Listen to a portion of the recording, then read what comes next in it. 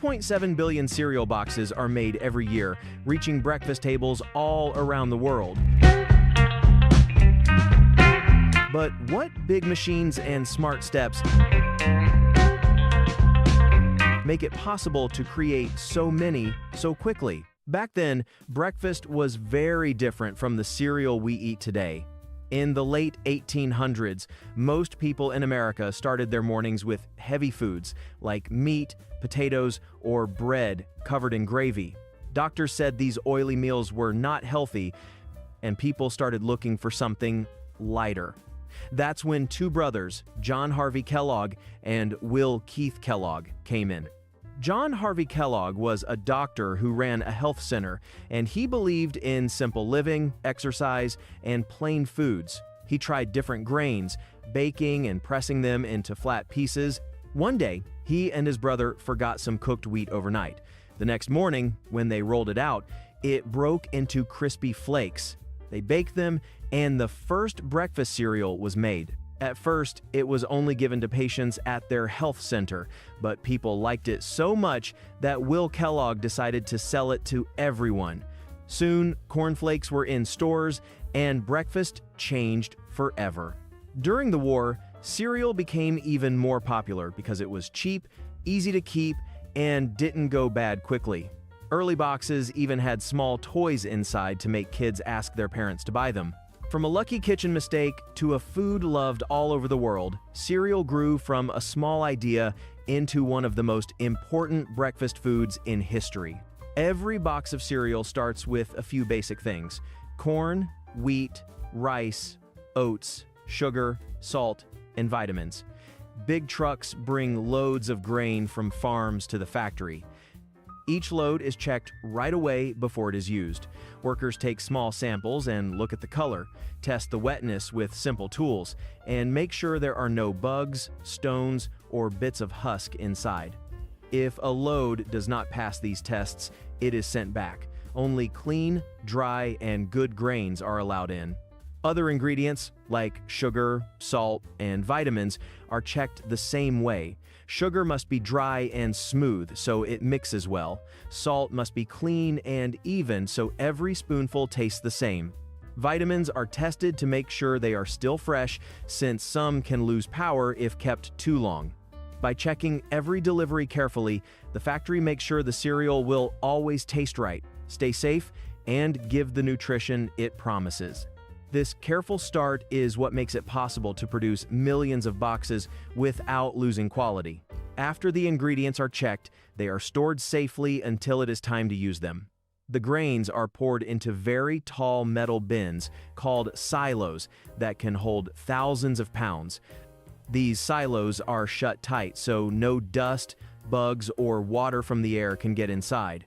If grains take in too much water, they can rot, grow mold, or not cook the right way later. To stop this, workers watch the air and room heat around the silos, and simple tools check the wetness inside.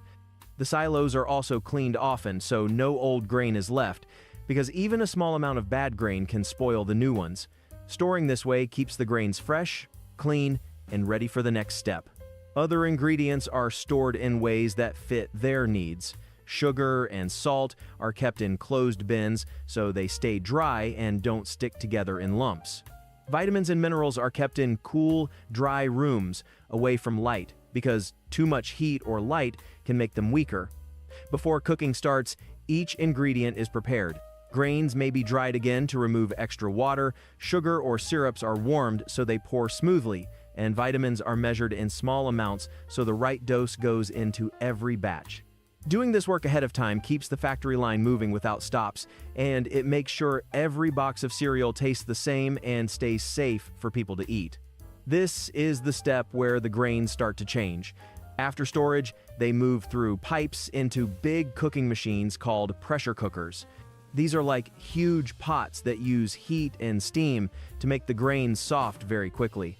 Water is added, along with sugar and salt for taste, and some vitamins for health. The steam makes the grains swell and turn into a thick mash that smells like fresh bread. Workers control the water and heat carefully. because too much water makes the mash runny, while too little leaves it dry and hard to shape. Cooking also makes the grains safe to eat. The heat kills germs and makes the grains stick together, so they can later be rolled into flakes or puffed into shapes. Time and temperature are very important. If the mash cooks too long, it can burn. If it cooks too little, it will not form the right way. Each cereal has its own cooking time, so every batch comes out the same. By the end of this step, the plain grains have turned into a soft, sticky base that is ready for shaping. After cooking, the grains are soft and ready to be shaped. For flake cereals, the grains are spread out and passed through big steel rollers. These rollers press the grains flat and turn them into thin flakes that look like tiny coins. The rollers are kept cool with water so the grains don't stick or burn. By changing how hard the rollers press, the factory can make the flakes thinner or thicker. For puffed cereals, the process is different. The grains are placed in very hot ovens where pressure builds up. When the pressure is released, the grains puff up just like popcorn does. This happens because the water inside the grain turns into steam and pushes the grain open. The result is cereal that is light and crunchy. This step is important because it gives the cereal its shape and crunch. Without rolling or puffing, the grains would only stay as soft mash. After shaping, they finally begin to look like the flakes and puffs people eat for breakfast. This is the step where the cereal gets its crunch. After shaping, the flakes or puffs move on long belts into big ovens called toasters. These ovens do not use fire but blow hot air over the cereal. The belts move slowly so the flakes have time to dry and turn golden brown. Workers watch the heat and speed closely because too much heat can burn them, and too little leaves them soft.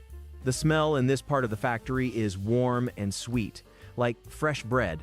Some cereals also get a sugar or honey coat here. Machines spray a thin layer of syrup over the flakes, spreading it evenly.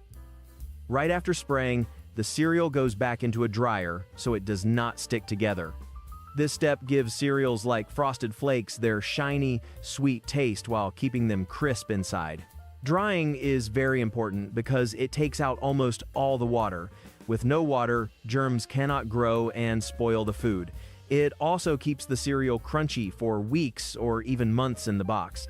By the end of this step, the grains have turned from soft mash into golden, crispy pieces ready for the next stage. Before the cereal is packed into boxes, it goes through many checks to make sure it is safe to eat and looks right. Workers walk along the line and look closely at the flakes or puffs. They check the color and size to be sure they match the recipe. If the pieces look too dark, it means the ovens may have been too hot. If they are too pale, the ovens may not have been hot enough. Workers also test the crunch by biting samples. Even the sound matters. If the cereal does not make a sharp crunch, it may still have too much water inside. These easy checks help workers find problems early, before the cereal moves forward. The factory also uses machines to help with these checks. Metal detectors scan the cereal as it moves by to make sure no small bits of metal from the machines have dropped in. Fast cameras also watch every piece of cereal as it passes. They compare each one to the perfect shape in their system. If a piece is broken, stuck together, or shaped wrong, the camera marks it and a quick puff of air pushes it off the belt. In another part of the factory, workers in white coats test samples in a small lab. They check for germs, dirt, or unsafe chemicals. These lab tests are important because they can find things that eyes and cameras cannot see. If a problem is found, the whole batch is stopped. Workers then decide if the cereal can be fixed, like drying it again if it is too soft or if it must be thrown away. Some cereal that is not fit for people can still be used for animal feed, but anything unsafe never makes it into boxes. These checks may seem strict, but they are needed to keep the food safe. Only the cereal that passes every test is allowed to move on to packaging. This way, the factory makes sure that every box people buy is safe, clean, and always the same.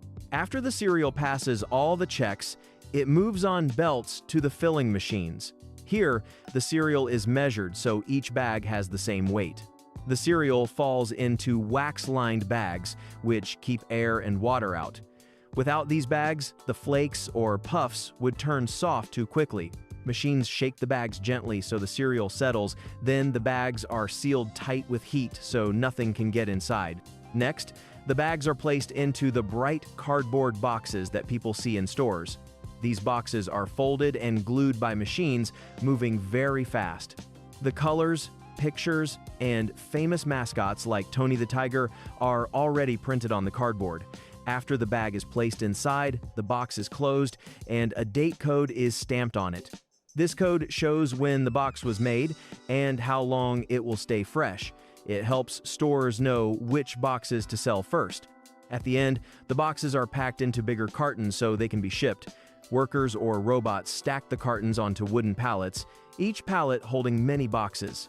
Pallets make it easy for forklifts to lift and move them to the trucks.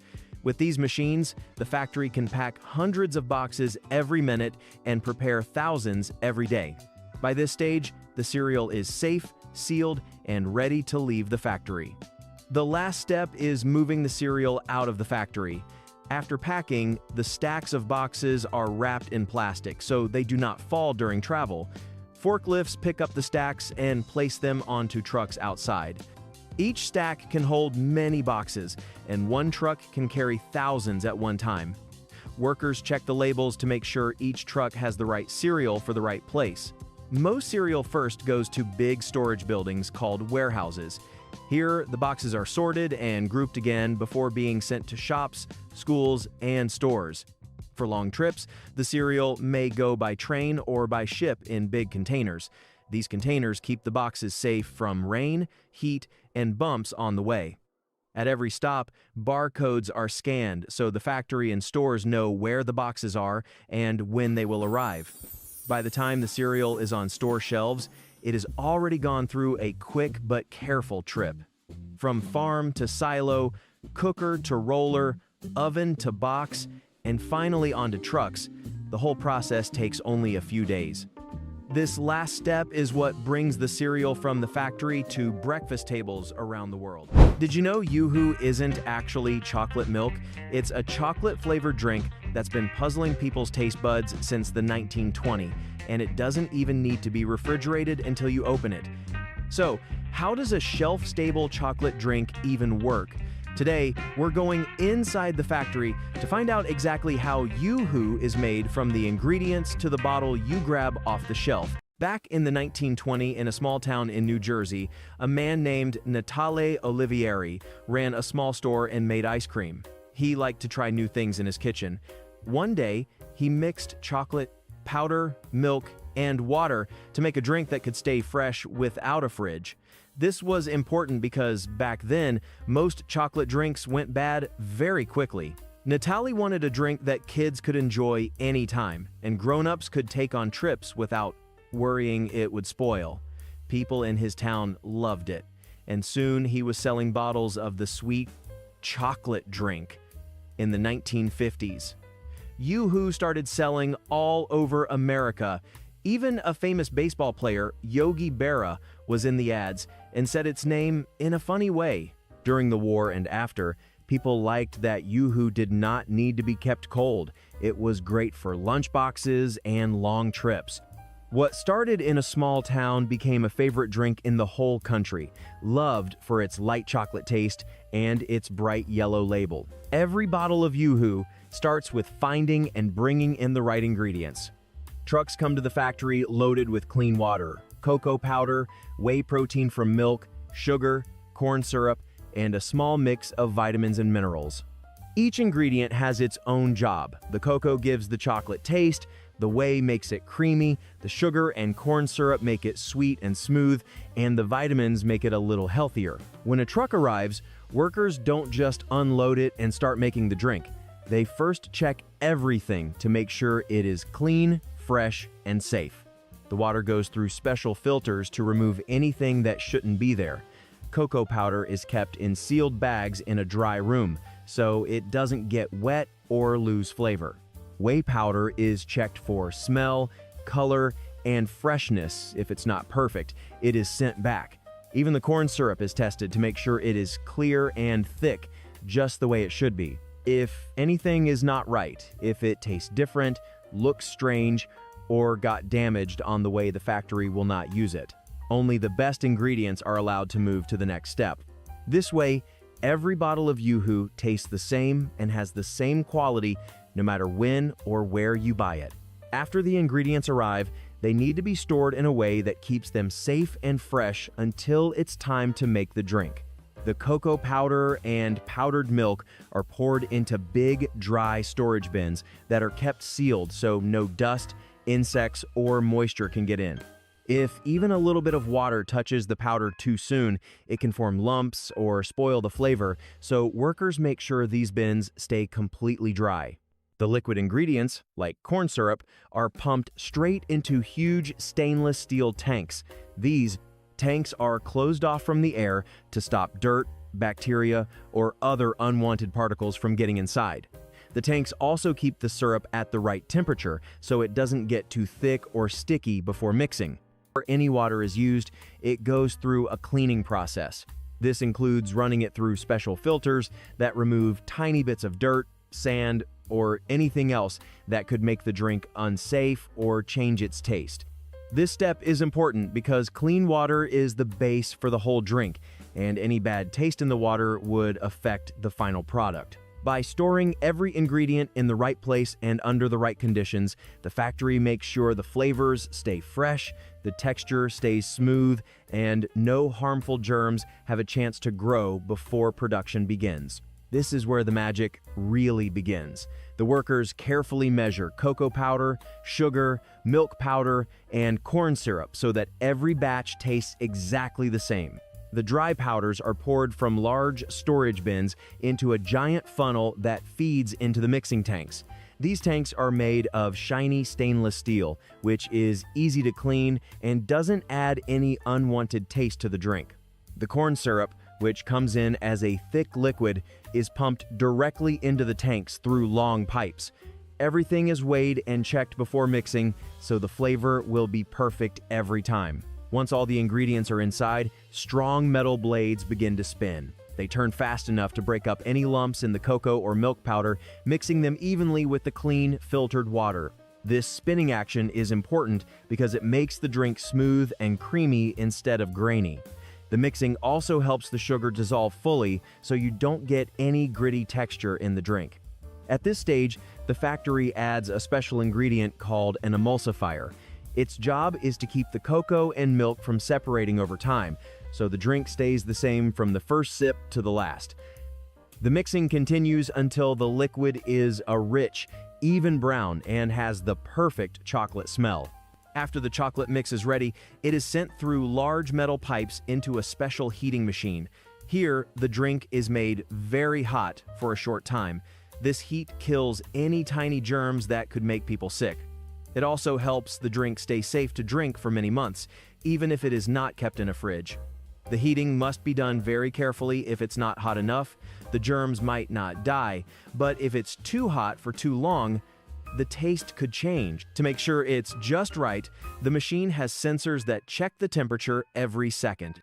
These sensors send signals to the control panel, and if the heat changes even a little, the system fixes it right away. This way, the drink is always heated at the perfect level.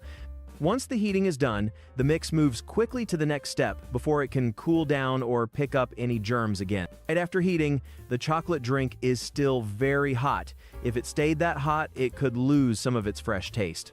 So, the drink is sent through a cooling system made of long metal pipes with cold water flowing around them. This cools the drink down quickly without touching the water. The goal is to bring it to just the right temperature, not too hot, not too cold, so it's ready for bottling. Cooling also helps keep the drink safe. By lowering the temperature fast, the factory stops any germs from growing again. The pipes are made of stainless steel, which is smooth and shiny inside. This makes it easy to clean and stops anything from sticking to the walls. The cold water around the pipes is changed often, so it always works well.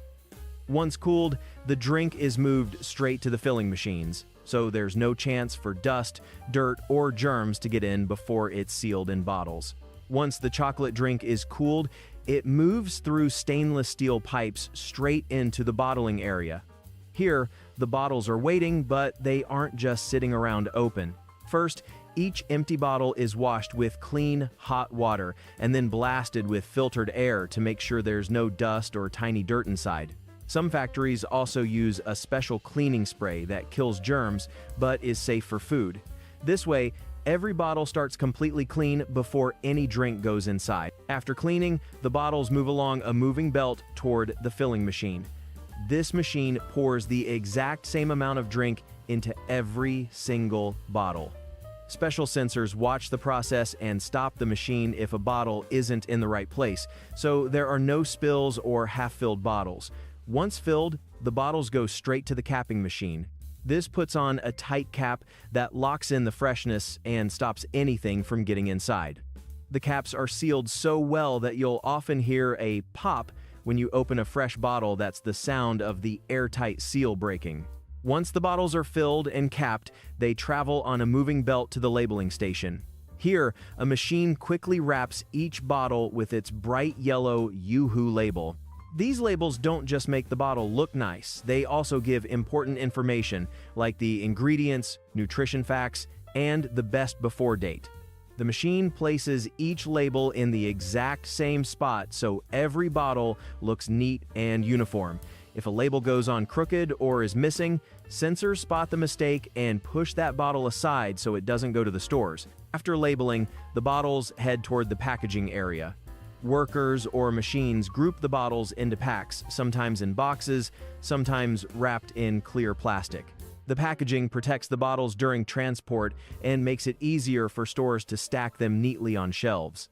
For bigger orders, like for supermarkets, the packs are placed on wooden pallets and wrapped tightly in stretch film to keep them from moving during delivery. This step also makes loading onto trucks faster and safer, so the bottles don't tip over or break on the way to the store. Once the bottles are packed and placed on pallets, they are ready to leave the factory.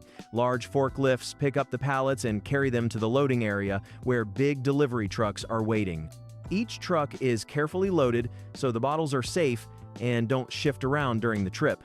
Heavy items go on the bottom, lighter ones on top, and everything is secured with straps or wrapped in more plastic if needed. The trucks then head out to different places, supermarkets, small shops, vending machine suppliers, and even schools or sports centers.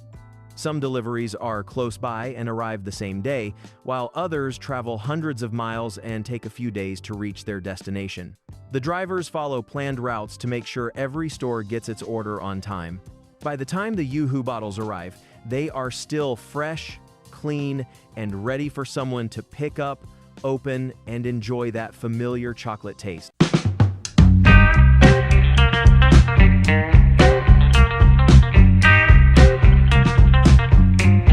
Kraft makes over 1 billion pounds of cheese every year, enough to fill 2,000 Olympic-sized swimming pools. From big tanks of milk to huge blocks of cheese, the process is huge and careful. But how do they make all that cheese so fast? Back then, cheese was hard to keep fresh. People didn't know how to store it for a long time, so it often went bad before they could eat it. In the late 1800s, a smart man named James L. Kraft wanted to fix this problem. He found a way to make cheese last much longer without going bad. At first, Kraft sold his cheese by going door to door, carrying it in his wagon to local stores. People were surprised that the cheese stayed fresh for weeks. During World War I, Kraft's idea became even more important because soldiers needed food that would not go bad on long trips. Soldiers loved it, and soon everyone else did too. A funny thing is that people didn't know how to say pasteurize. At first, they said it in all sorts of silly ways. But that did not matter because the cheese was so easy to use and tasty. Over time, Kraft's cheese became very popular, and the company grew big enough to make cheese on a huge scale. Today, Kraft cheese is everywhere, from school lunches to giant pizzas, all thanks to one man's smart idea to keep cheese fresh. The first thing you need for cheese is milk. Kraft uses fresh cow's milk, salt for taste, special helpers to turn milk into cheese, starter cultures to make the flavor and texture, and sometimes coloring. These ingredients come in big tanks or bags and are checked carefully. The milk is tested to make sure it is fresh, clean, and has the right amount of fat. Any milk that is not good is thrown out. This makes sure every block of cheese starts the same way. After checking, the milk is warmed a little to the right temperature, and the starter cultures are readied. Salt and other ingredients are measured carefully because small changes can change the taste or feel of the cheese. Following the same recipe every time helps make sure each batch of cheese tastes the same. This step shows how careful work goes into making cheese.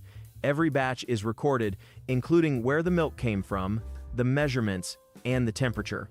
Even the coloring is mixed carefully so each block or slice looks nice. By getting the ingredients ready this way, Kraft makes sure the rest of the process will give cheese that is the same high quality every time. Here's where the magic happens. After the ingredients are ready, the milk is poured into huge tanks that can hold thousands of gallons.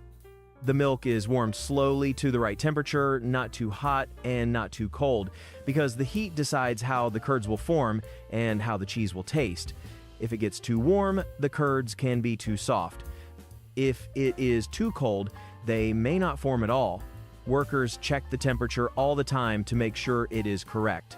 Next, starter cultures and helpers called enzymes are added.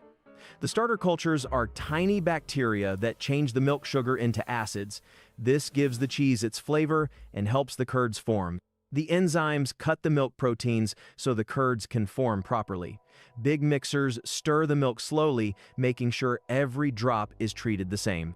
Workers watch the tanks carefully, checking thickness, temperature, and smell to make sure everything is going right. As the milk is stirred and warmed, the curds slowly form and separate from the whey, the watery part of the milk.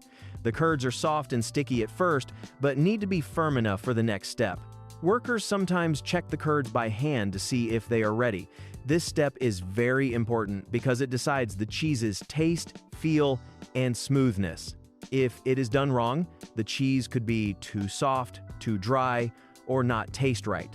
By being careful here, Kraft makes sure every batch will turn into smooth, tasty cheese later. Once the curds are ready, the first step is cutting. The curds are soft and sticky, and big machines with wires or blades cut them into smaller pieces. Cutting helps take out extra liquid and makes the curds easier to handle.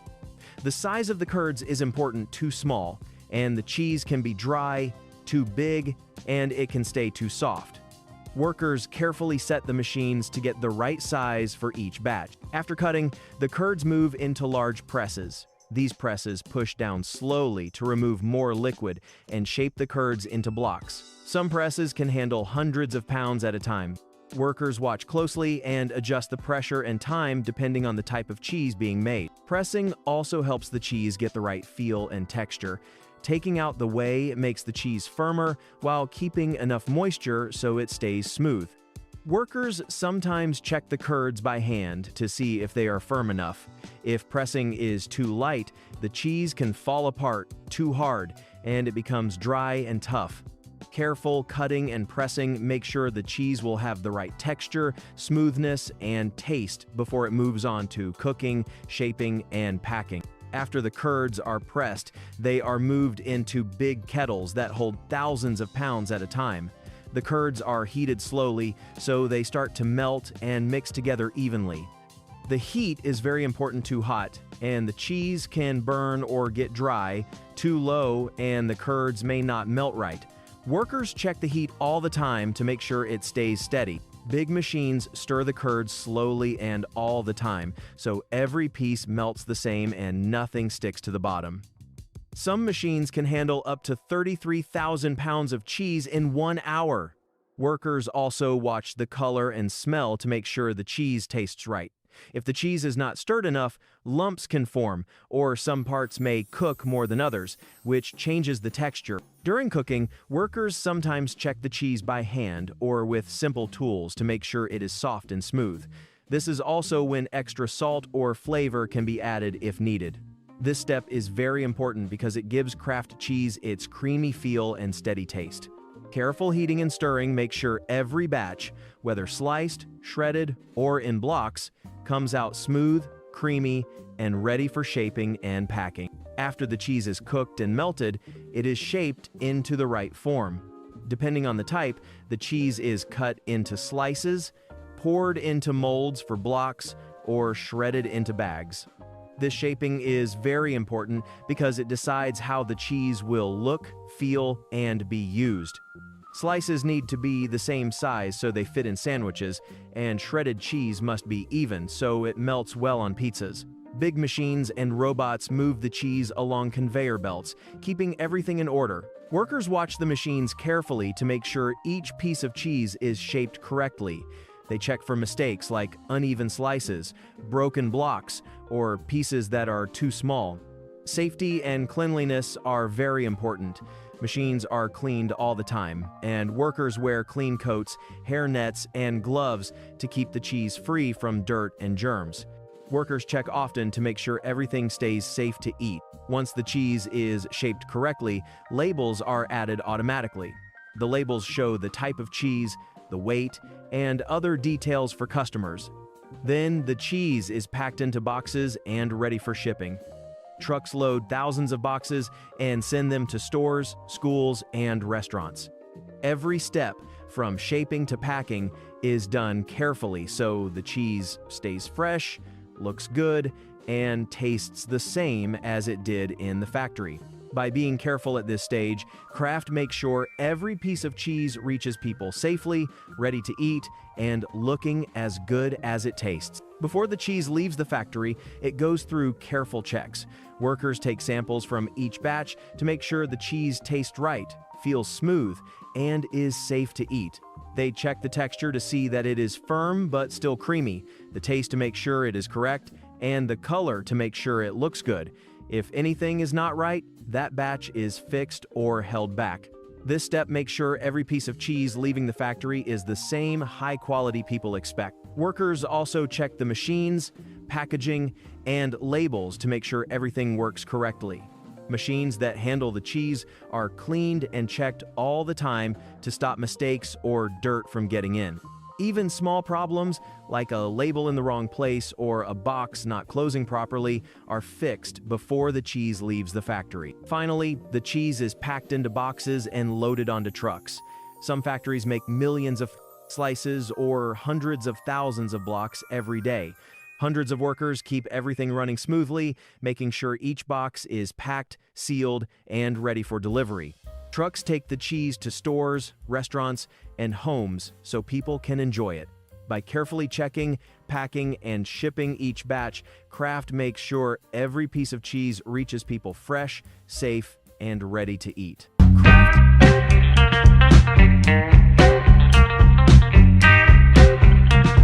Factories make over 15 million Labubus every year. That's enough to go around the earth 2 times. Each one starts with simple stuff and goes through machines that mix, shape, and pack them very fast. But how are Labubus really made in the factory? Back then, nobody knew what a Labubus was. The first one was made in a small shop by a few people who wanted something easy, cheap, and fun to use. The name Labubus has a funny story too. Some say it came from the sound the first machine made, while others say it was just a silly word that stayed.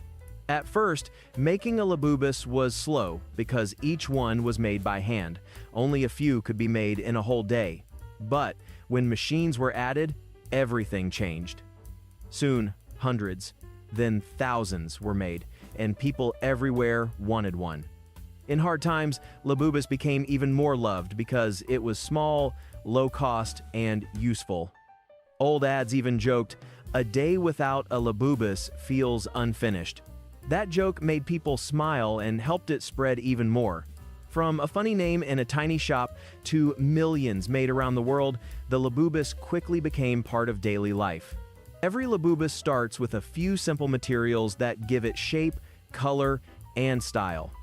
Trucks come to the factory carrying bags of plastic pellets, rolls of soft, fuzzy cloth, buckets of safe paints, tubs of glue, and stacks of printed cardboard for the blind box packaging. Each one has a clear job. Plastic makes the hard body and head, cloth adds the fuzzy, ugly, cute feel, paint gives the face and eyes their look, glue holds small parts in place, and cardboard makes the colorful mystery box collectors enjoy.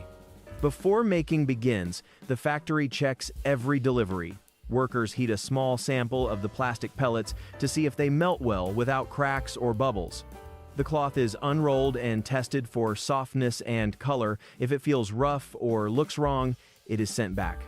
Paints are tested to be safe and bright. Glue is tested to make sure it sticks well without leaving a mess, and even the cardboard is checked so the printing is clear and the paper strong enough to last. If anything does not pass these tests, it never reaches the line. The factory sends it back to the supplier right away. This careful system makes sure only the best materials are used. By the time production begins, every bag of pellets, every roll of cloth, and every sheet of cardboard is safe, strong, and ready to help create a Labubus toy that meets the same high quality every time. After the materials are checked, they are kept in safe places until it is time to use them. Plastic pellets are poured into tall, closed bins that keep them dry and clean. If the pellets take in water from the air, they can make bubbles when melted. So workers watch the air and room temperature carefully. Simple meters check the moisture in the air, and the bins stay closed so no dust or dirt can get inside. The fabric rolls are kept in a clean, dry room. Each roll stays wrapped until it is needed, so it does not pick up dust or get damp. Paints and inks are stored in closed cans, so they stay smooth and do not dry out. The cardboard for the blind boxes is stacked on wooden boards and wrapped in plastic so it stays flat and strong before printing. Storing everything this way makes sure that all the materials stay in good shape for the line. Before making begins, workers get the materials ready. Plastic pellets go into hot air dryers to take out any last bit of water. Fabrics are cut into the right size pieces for each toy. Paints are mixed to the right colors for each design, and glue is stirred so it spreads well. The cardboard sheets are sorted by series, so each blind box has the right look. By preparing all the parts early, the factory makes sure the line works smoothly without problems or delays. This is where the shaping begins. The dried plastic pellets are poured into a big machine called a molding machine. Inside, heaters melt the pellets until they turn into thick liquid, while a turning screw stirs the liquid to keep it smooth. This step matters because if the plastic does not melt evenly, the pieces can come out weak or cracked. By melting and stirring carefully, the factory makes sure the plastic is ready to be shaped. The hot liquid is then pushed into steel molds shaped like the parts of a Labubus: the round head, the small body, the arms, and the big ears. These molds are made with small details, so every piece looks the same. Cold water runs through hidden pipes in the mold to cool the plastic quickly. This stops the pieces from bending out of shape. In less than half a minute, the melted plastic hardens. The mold then opens with a clack, and the new Labubus parts drop onto a moving belt ready for the next step. Each machine can make many pieces at the same time, and the process repeats again and again. Some factories use more than 50 of these machines, all working at once.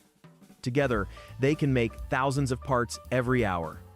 This steady rhythm is how the factory is able to make millions of Labubus toys each year, starting from simple plastic pellets that are melted, shaped, and cooled into perfect little parts. When the Labubus parts first come out of the mold, they often have small lines where the two sides of the mold joined. Some pieces also have thin bits of extra plastic called flash around the edges. If these rough spots are not removed, the toy would feel sharp and look untidy. To fix this, workers and simple cutting tools take off the extra plastic. Some use small blades, while others use tiny spinning cutters. This makes sure each part looks neat and is ready for the next step. After trimming, the parts need to be made smooth. Workers may sand them by hand with fine sandpaper, or machines may gently rub the pieces until the lines are gone. Some factories also use tumbling drums, where the toys roll around with soft pads that smooth the surface without hurting the shape. The aim is to make the toys soft to the touch and safe to hold, while also clearing away anything that could spoil the look. This step is very important because collectors want every Labubus to look clean and polished. If there are scratches or rough edges, the toy will not pass the checks. A smooth surface also helps the paint stick better in the next stage, making the colors bright and lasting longer. By trimming and smoothing with care, the factory makes sure each Labubus looks perfect before it goes on to be painted. This is the step where the Labubus starts to look real. After trimming, the plain plastic parts go to the painting area. The first job is to give each part its main color. The parts are held in place while spray machines cover them with a smooth coat of paint. This base color gives the body, head, and ears their first look. The spray rooms are kept very clean because even a little dust could spoil the smooth paint.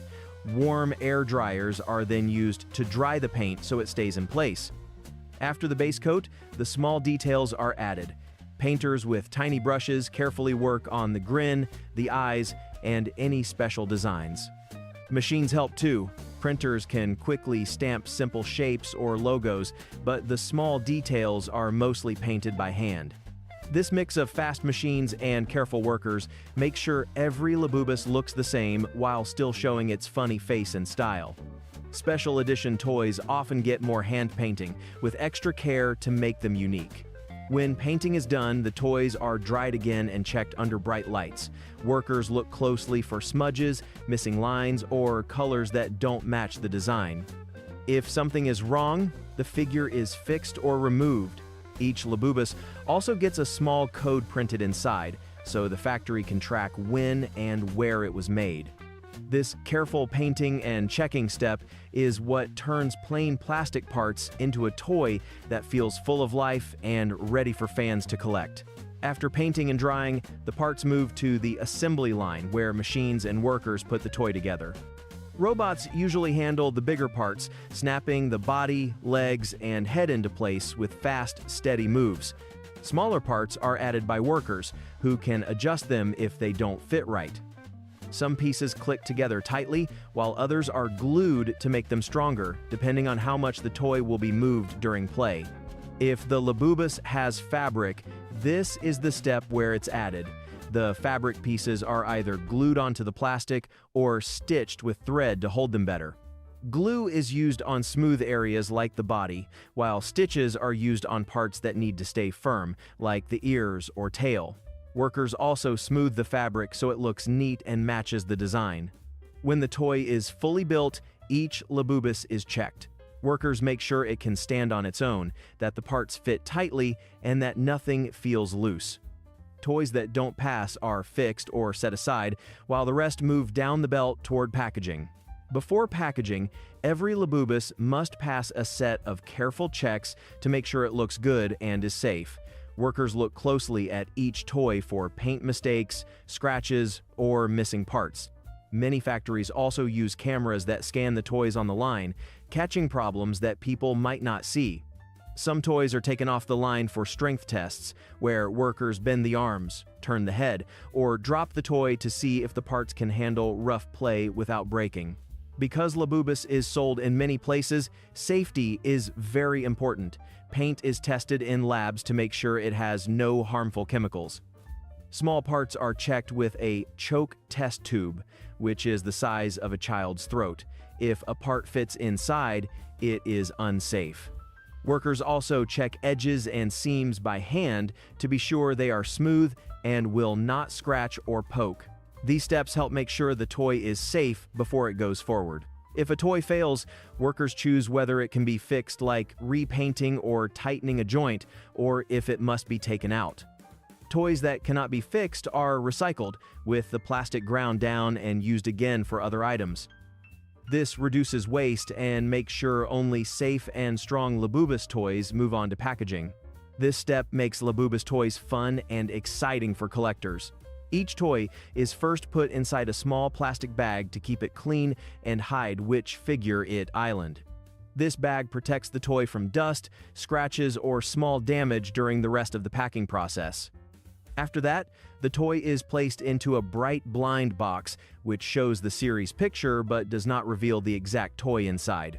Machines or workers close each box carefully, making sure the toy stays safe and cannot fall out.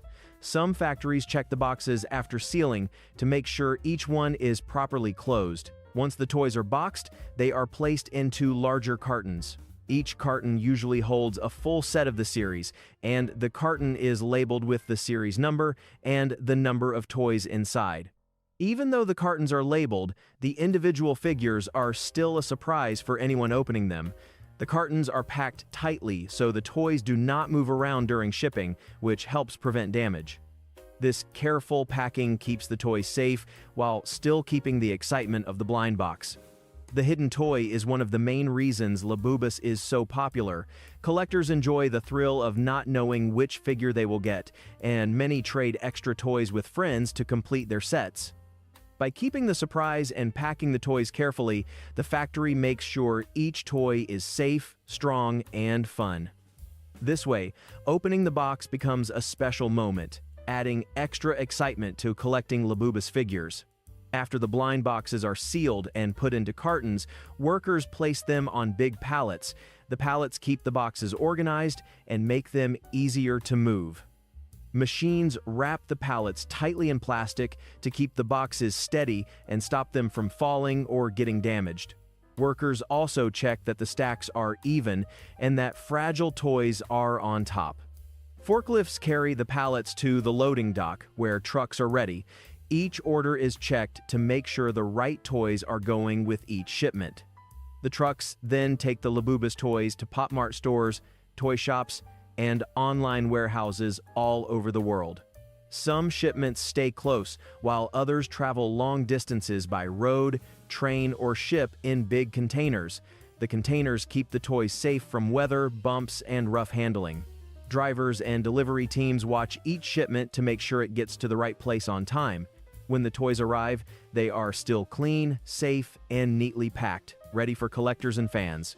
Careful stacking, wrapping, and tracking at every step make sure each toy reaches its destination in perfect condition, keeping the fun of opening a blind box just as exciting as when it left the factory. Labubus dolls are loved because they are more than just toys. They have lots of personality. Their ugly, cute faces, soft, fuzzy textures, and funny designs make them different from normal toys. Every little detail, like the shape of the ears or the faces, is made to be playful and fun. The mystery of the blind box adds extra excitement. Collectors and children never know which toy they will get, making opening each box feel like a fun game. Some fans trade or look for rare toys, making collecting a social hobby. Labubus is also popular because it helps fans relax and show their personality.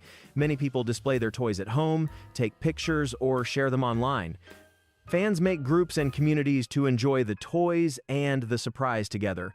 The mix of cute, funny toys and the surprise of the blind box turns each toy into a small, fun experience that brings joy. From the start, Labubus is made with care. Small plastic pieces are molded, painted, and put together with many checks to make sure each toy is safe, fun, and special.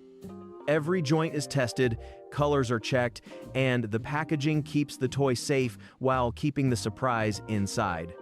This care is why millions of Labubus dolls are made and sold all over the world each year, keeping fans happy and excited. Have you ever opened a Labubus blind box? Which toy did you get, and was it your favorite? Share your story in the comments and tell us which one you hope to get next. Don't forget to like, subscribe, and hit the bell so you don't miss more fun toy stories and surprises.